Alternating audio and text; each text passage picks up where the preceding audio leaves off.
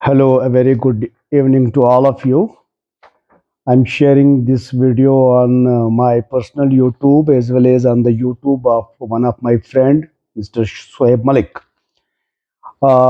जैसा कि बताया गया था कि इकबाल सीरीज़ के कुछ लेक्चर्स रहेंगे जहां पर हम कलाम इकबाल को पहले मैं खुद भी समझना चाहूँगा और जहां जहां ये आवाज़ जाएगी व्यूअर्स का फीडबैक लेते हुए हम सब पर्पस ऑफ लर्निंग को फ़रोग देते हुए एक म्यूचुअल अंडरस्टैंडिंग करना चाहेंगे. Whatever the views are expressed, they are here personal and have nothing to do with my official position. एक disclaimer ज़रूरी है. The views are expressed while exercising Article 19, subclause 1 of our great Republican Constitution. That is, it deals with freedom of speech and expression, and also by exercising one of the fundamental duty mentioned in Article 51A, subclause H, which says to develop scientific temper, humanism, and spirit of inquiry and reform. So, दोनों को exercise करते हुए with the purpose of learning and innovative research and development in this field हम अल्लामा इकबाल की एक वो आज नज़म शुरू करेंगे जो उन्होंने मार्च 1907 में लिखी. जैसा कि मेरी पहली वीडियो में बताया गया कि हर चीज का एवोल्यूशन होता है. अगर हम हिगल की बात माने तो हिगल ये कहते हैं कि there is always an evolution in both organic as well as inorganic world. अगर हम खुद डार्विन को देखें तो वो भी एक एवोल्यूशन की बात करता है. और अगर हम कुछ स्कॉलर्स खासकर नीट्शे, स्पिनोजा, ह्यूम और अभी जो हाल ही में जिनकी डेथ हुई है गालिबन 5-10 साल पहले जो नोबेल लोरेट भी थे, नैश, जो साइकेट्रिक प्रॉब्लम में भी आ चुके थे, तो इन सब का यह कहना है कि there is always an ideological evolution. जहन का भी इर्तिका होता है. या खुद ही अगर इकबाल से समझे तो इकबाल ने बार बार अपनी सॉरी कहा कि उसका भी एक एवोल्यूशन हुआ है. The Iqbal which began was not the Iqbal which ends. So ये एक इंसानी फितरत है कि इंसान जूं जूं तजुर्बात एहसासात के साथ मवाफकत रखता है तो उसी हिसाब से उसकी जहनी इर्तिका में भी वो असर दिख ही जाता है. कभी कभी हम माहौल से असर लेते हैं और कभी कभी माहौल को हम असरअंदाज करते हैं. तो ये दोनों चीजें लाजिम और मलजूम है. तो मैं ये कहना चाहता था कि जैसे इकबाल ने एक जगह खुद कहा, इकबाल एक पुरअसरार शख्सियत के मालिक थे जो जब उनमें कन्वर्जन आया तो वो कन्वर्जन किसी हद तक तखयली कन्वर्जन भी था या कुछ रूहानी कन्वर्जन भी था या जिसको फिलोसॉफिकल वे में जो पूरी फलसफा में इन दो चीजों पे लड़ाई हुई है, इंट्यूशन और इंटेलेक्ट. तो एक इंट्यूशन बेस्ड कन्वर्जन था. गुजर जा अक्ल से आगे की ये नूर, चिरागे राह है मंजिल नहीं है तू, मंजिल नहीं है. और ये एक इंट्यूशन बेस्ड कन्वर्जन था अल्लामा इकबाल की शख्सियत में और वही कन्वर्जन हमने उनकी शायरी में देखा. सिसली के किनारे पे सीड्स ऑफ कन्वर्जन थे और ये जो नज़म में पढ़ने जा रहा हूं ये अलल ऐलान कन्वर्जन है अल्लामा इकबाल का. और खुद वो इस शेरों के जरिए भी ये बात साबित हो जाती है. पहला मुशीर पढ़ता हूं मैं, मार्च 1907 की नज़म. जमाना आया है बेहिजाबी का, आम दीदारे यार होगा. जमाना आया है बेहिजाबी का, आम दीदारे यार होगा. सकूत था पर्दादार जिसका, वो राज अब आश्कार होगा. Now truth can't remain hidden for a more span of time. Every truth is revealed. जितने भी हकाइक थे मजाहिरीन को खत्म करते हुए हकाइक मेरे सामने आ चुके हैं.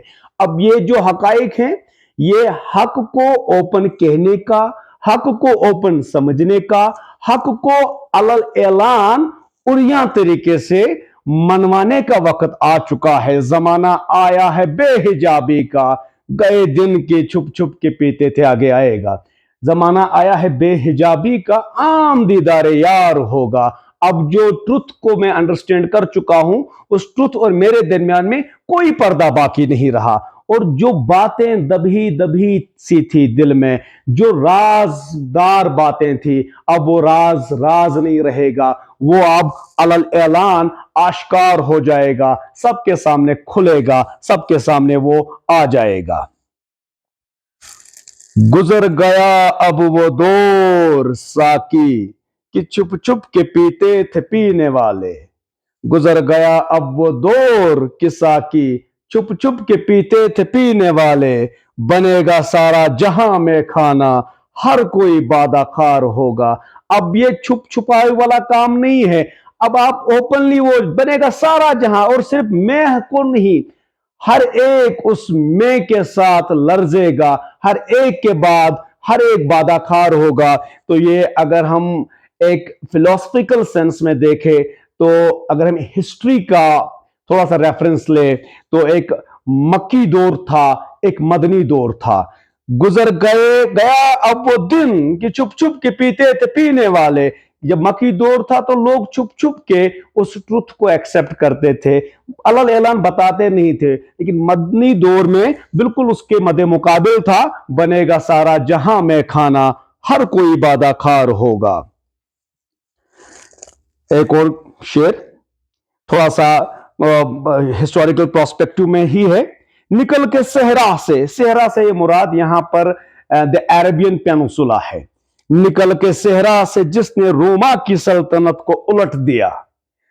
It is about the defeat of Roman empire.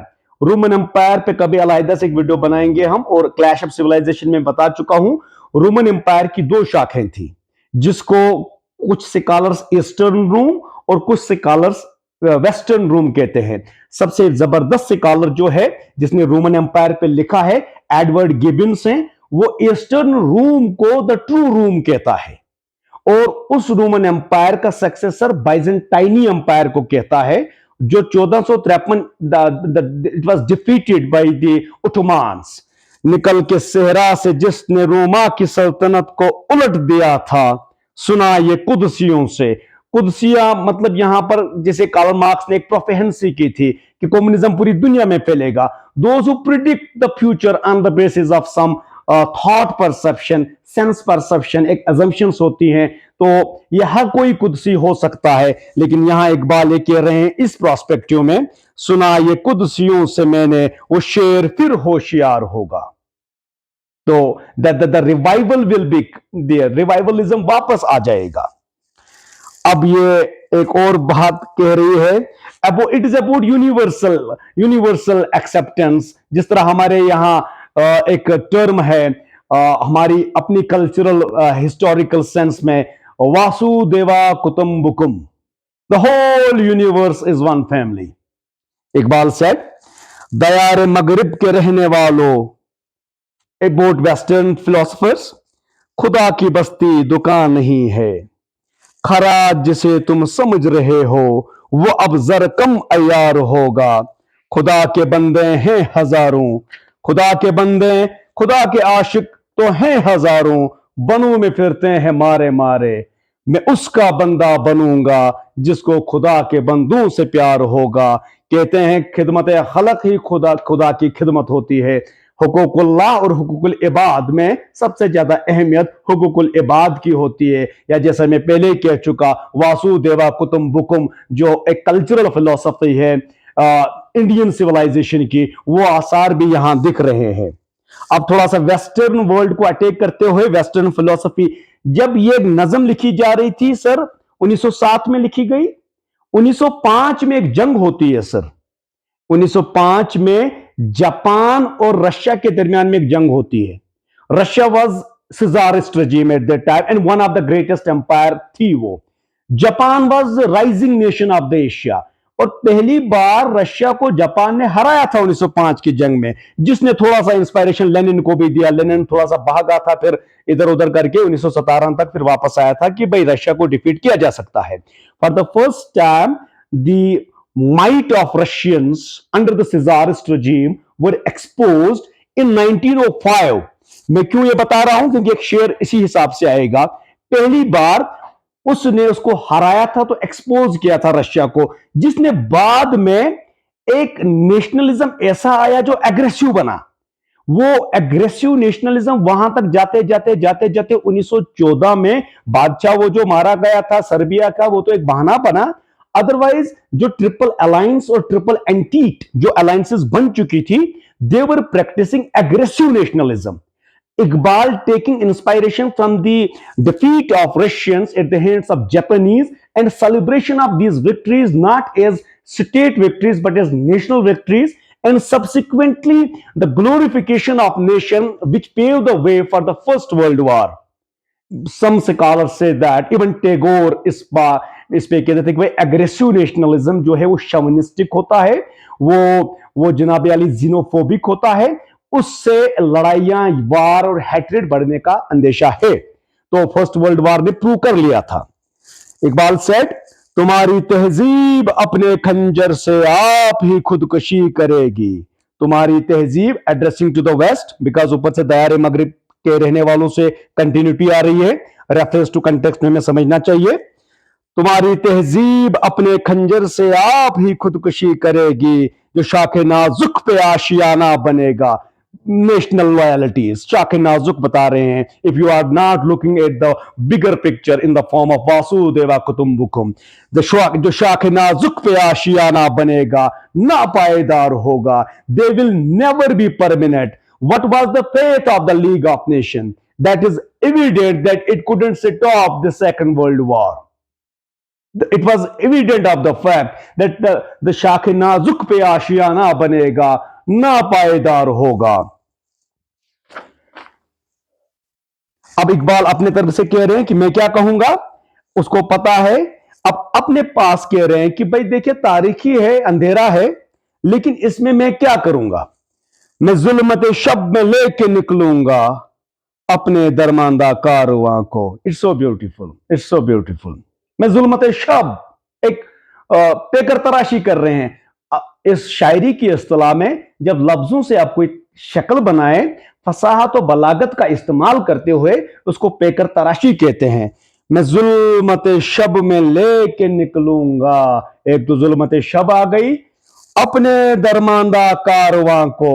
वो कारवां कैसा, जो दरमांदा है, जो गिरने की आसार पे है, जो जिस तरह असराउल हक मजाज ने कहा था एक शेर, जब कश्ती सही व सालम थी, तूफान की तमन्ना, तूफान का डर किसको था, अब ऐसी शिकस्ता कश्ती में तूफान की तसाहिल की तमन्ना कौन करे।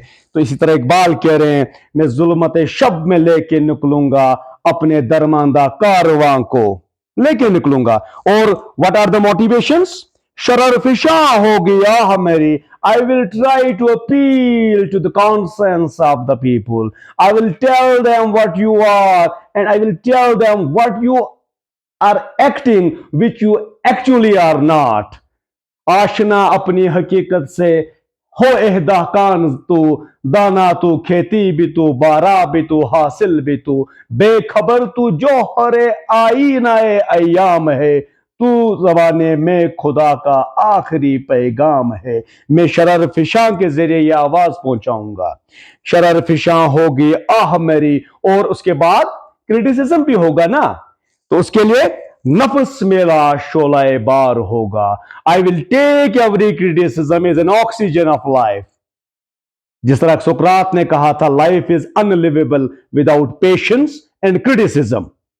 तो ये दोनों चीजें इकबाल कह रहे हैं, patience and criticism and my fanaticism. Fanaticism is या जो रेवोल्यूशनरी के लिए टर्म इस्तेमाल किया गया है, फेनेटिक होता है रेवोल्यूशनरी, कि भाई मैं जुल्मत शब में लेके निकलूंगा अपने दरमांदा कारवां को, शरर फिशा होगी आह मेरी, नफ्स मेरा शोलाए बार होगा।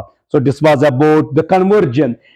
इस गजल से पूरा कन्वर्जन दिखता है, क्योंकि इस गजल के बारे में प्रोफेसर यूसुफ सलीम चिश्ती लिखते हैं कि इकबाल को जब इस गजल के बारे में पूछा गया, क्योंकि देखिए इकबाल की बहुत सारी शराएं लिखी गई हैं, और इनफैक्ट इकबाल के अपने फर्जंद ने भी उसमें कुछ एक किताब लिखी है, जिंदा रूह शायद इस नाम से, जिसमें इकबाल की शख्सियत का इजहार किया गया है और बहुत सारे यूनिवर्सिटीज में इकबाल को रिसर्च की गई है। लेकिन जो शरह आज तक काबिल ज्यादा कबूल है वो यूसुफ सलीम चिश्ती की है। तो यूसुफ सलीम चिश्ती को जो खुद कहते हैं कि भाई इकबाल ने इस गजल के बारे में बाद में ये कहा कि भाई ये तो निकली है लबे इकबाल से, ये कहा निकली है लबे इकबाल से, किसकी सदा है क्या जाने, निकली है लबे इकबाल से, वो खुद नहीं कह रहे, कहीं और से आ रहा है, निकली है लबे इकबाल से, किसकी सदा है क्या जाने, दिल महफिल का तड़पा भी गई, दिल महफिल का पैगाम सुकून पहुंचा भी गई, दिल महफिल का तड़पा भी गई। We will continue with the Iqbal lecture series, and thanks to all who will listen this and also give me their critical feedback. We don't want only praise. Look, if we give critical feedback, it means the scope of introspection is alive. Thanks a lot.